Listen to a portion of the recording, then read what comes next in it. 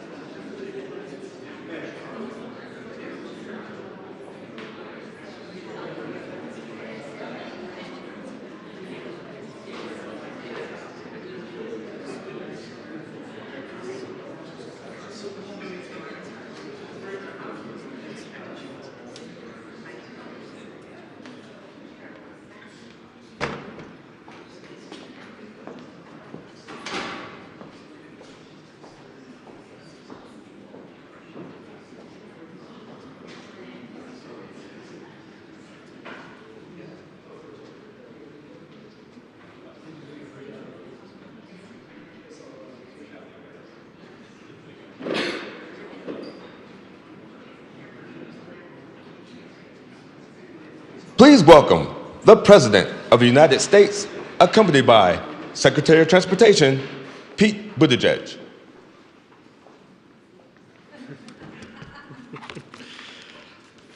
Please sit down. Sit down.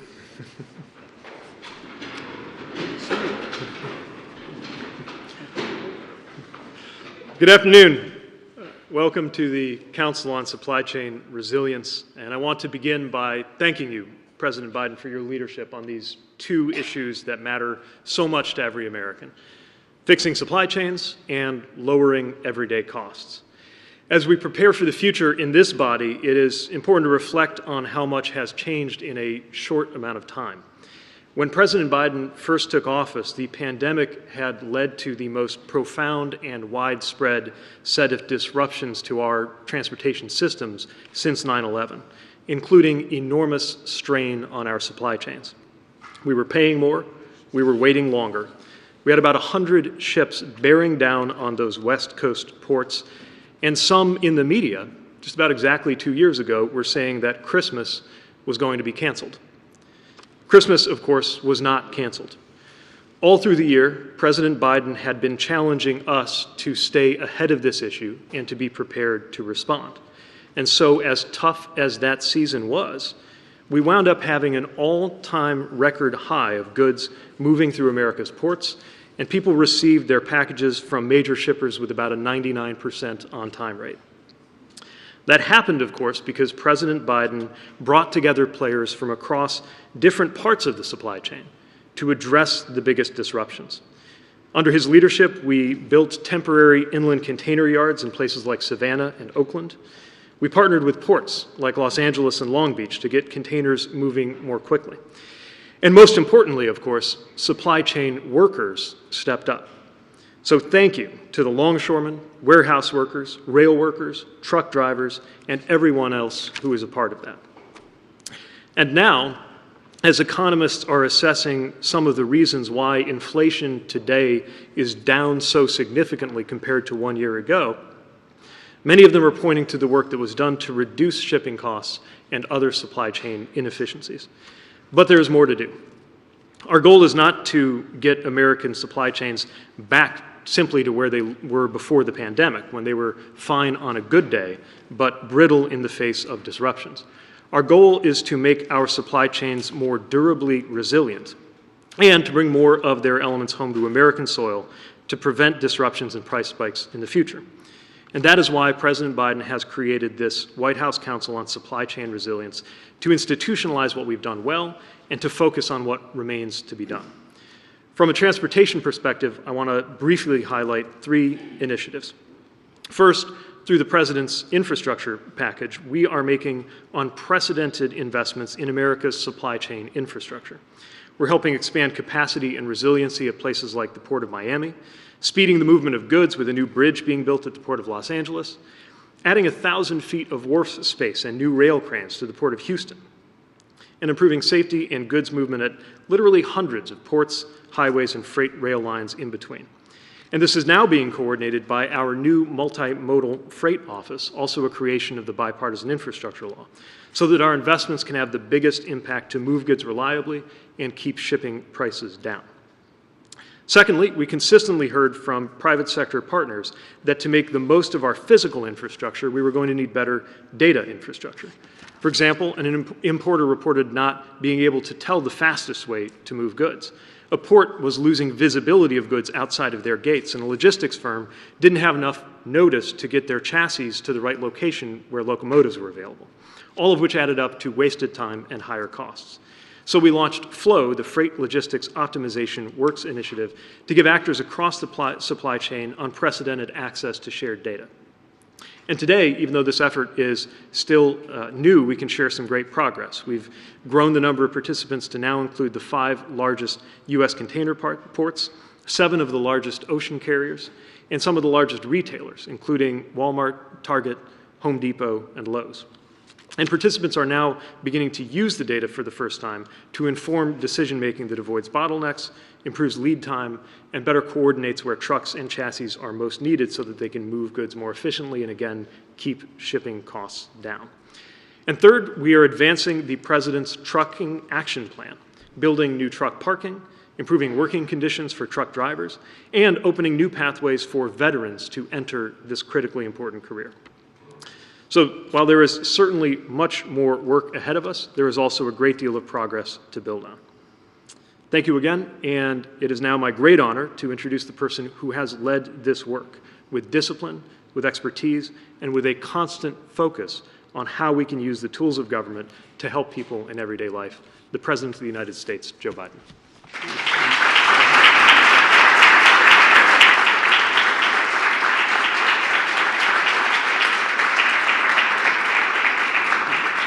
Well, thank you very much, Pete, and it's good to see you all.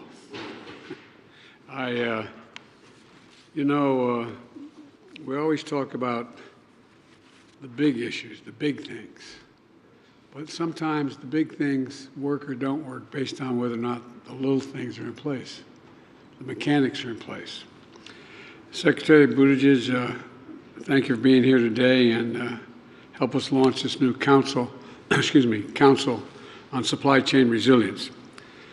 I grew up in a family like many of you where when grocery prices went up, the price of a gallon of gas went up, there was a conversation at the kitchen table. I mean, literally, not figuratively. Those conversations have been going on at kitchen tables all across America for a while now. A conversation about whether we'd have enough left over at the end of the month for my dad to be able to, used to say, have a little bit of breathing room. Well, this past week, as Americans gathered around their own kitchen tables for Thanksgiving dinner, that was our goal, to give them a little more breathing room. And together, we made progress. You know, from turkey to air travel to tank of gas, Costs went down. They went down. Now, to people making a lot of money, that doesn't matter a whole lot because the costs are relatively small compared to wealthy incomes. In fact, as a share of earnings this Thanksgiving, dinner was the 4th cheapest ever on record. I want you all to know that. I look at all the press, look at that. The press is particularly excited about that, I can see. But look, all kidding aside, that's not all. On Thanksgiving 2 years ago, 100 container ships were waiting in to dock in the ports. They were lined up, 100 long out into the ocean.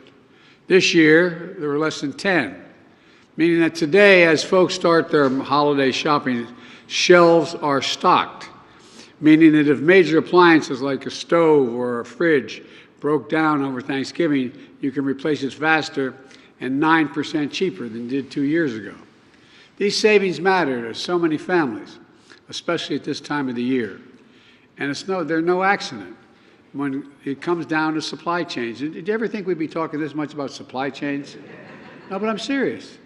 It's critical. Everybody's beginning to figure it out. The average person knows what we're talking about when we talk about supply chains. But when the supply chains were disrupted, we knew what trouble we had.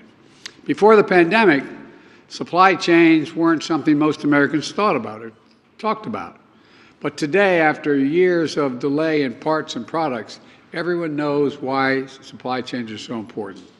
That's why within my first month in office, I signed an executive order bringing supply chains home to get goods moving again. So it started here. We had the basic product here. Less than a year later, I signed the bipartisan infrastructure law to make a generational investment in every part of our supply chain, from our roads to our bridges to our ports to our airports to our internet. Less than a year after that, I signed the Inflation Reduction Act to grow the industries of the future right here at home, including electric vehicles and clean energy. And the CHIPS Act and the CHIPS and Science Act. How in God's name can you lead the world when you don't lead the world in science and development? To make sure we never experience another shortage of semiconductors. You know, America invented these chips. I know my staff is tired of hearing me say this in my cabinet, but these small computer chips the size of a fingertip, they affect nearly everything in our lives, from cell phones to automobiles, refrigerators. If you don't have them, you don't have those things. But over time, we went down from producing 40% of the world's chips to just doing 10%, but not anymore. All over the country, semiconductor factory companies are investing hundreds of billions, let me say it, hundreds of billions of dollars to bring chip production back home here to the United States. Over the last 3 years, all the leaders around this table, these two tables on my right and left, have also worked to lower costs for American families. From cracking down on foreign-owned ocean shipping companies that had raised their prices as much as 1,000% while racking up enormous profits. Teaming up with truckers to create registered apprenticeship programs and move a record level of cargo around the country. To helping family farmers and family farms access fertilizer they need to grow food so many of us enjoyed in Thanksgiving. Folks, the result, today our supply chains are stronger than ever, with backlogs, bottlenecks, and shipping rates at a 25-year low. We've created 14 million new jobs, including 800,000 manufacturing jobs. And the unemployment rate has stayed below 4% for the longest stretch in over 50 years. And wages for working families have gone up while inflation has come down 65%. Giving families a little more money in their pockets and a little more breathing room for this holiday season. But we know the prices are still too high for too many things. That times are still too tough for too many families. But we made progress, but we have more work to do. Let me be clear. To any corporation that's not brought their prices back down, even as inflation has come down, even as supply chains have been rebuilt, it's time to stop the price gouging and give the American consumer a break.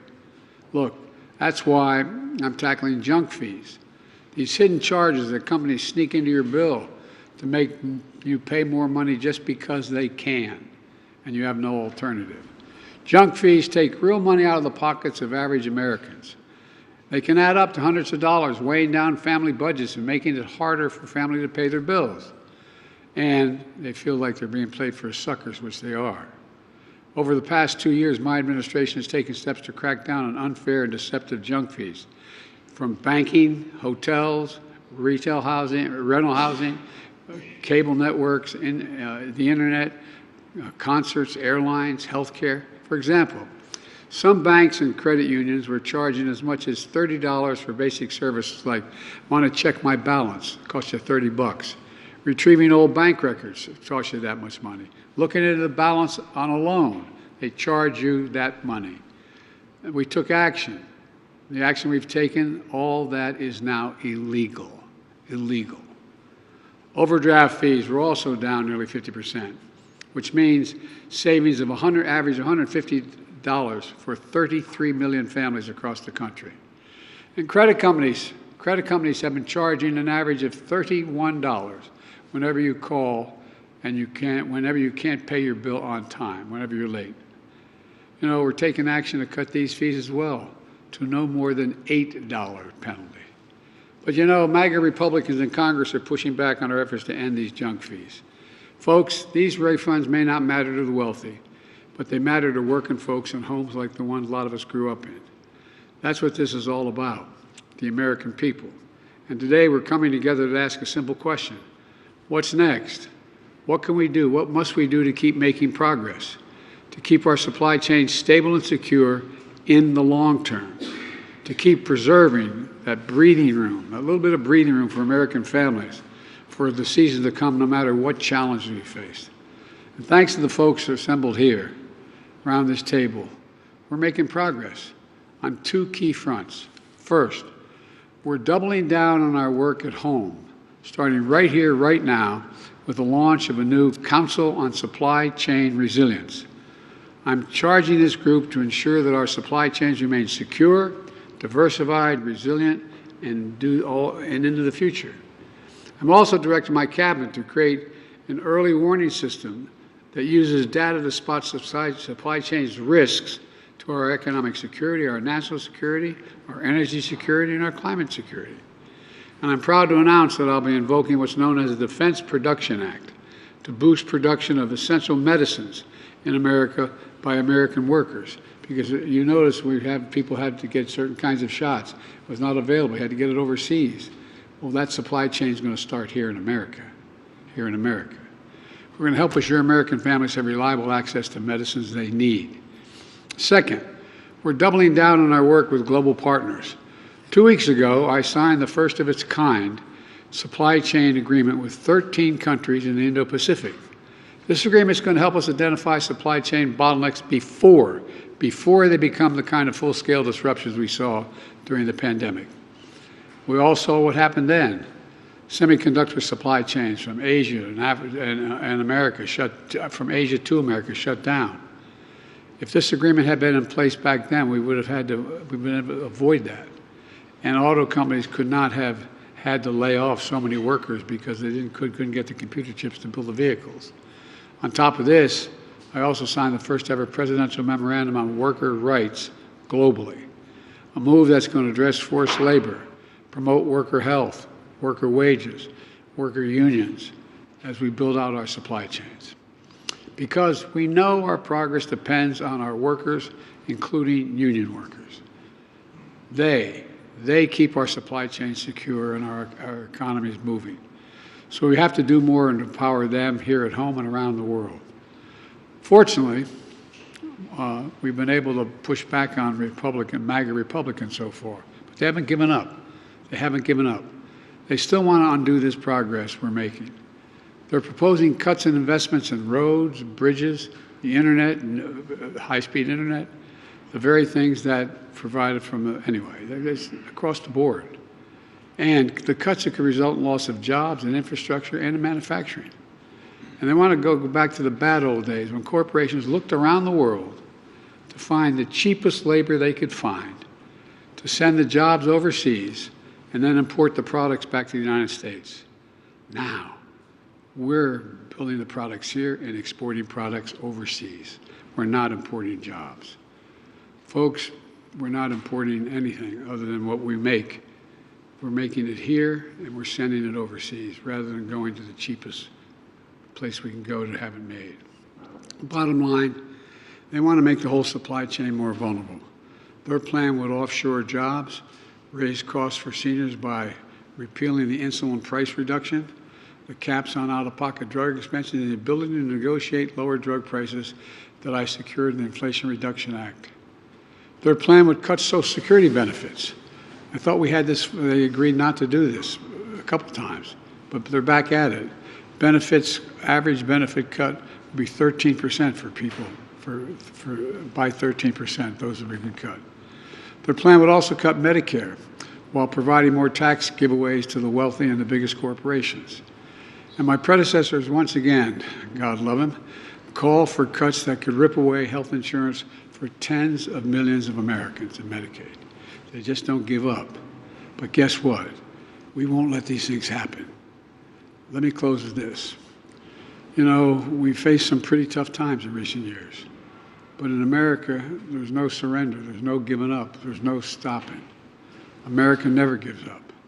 I've long said we're the only nation in the world that comes out of every crisis stronger than when we went into it, that crisis. I truly believe that 50 years from now, when historians are taking a look at this, looking back at this moment, when they look back on the work we're doing to build the economy from the bottom up and the middle out, to strengthen the American supply chains and manufacturing workers all across the country, they're going to say that this was the beginning when America won the competition of the 21st century. I've never been more optimistic about our nation's future. We just have to remember who we are. You've heard me say it before, we are the United States of America, and there's nothing beyond our capacity when we do it together. So folks, we've got a lot of work ahead of us. I'm confident we can do it. We've done a lot already. So just keep at it. We're going to lower prices for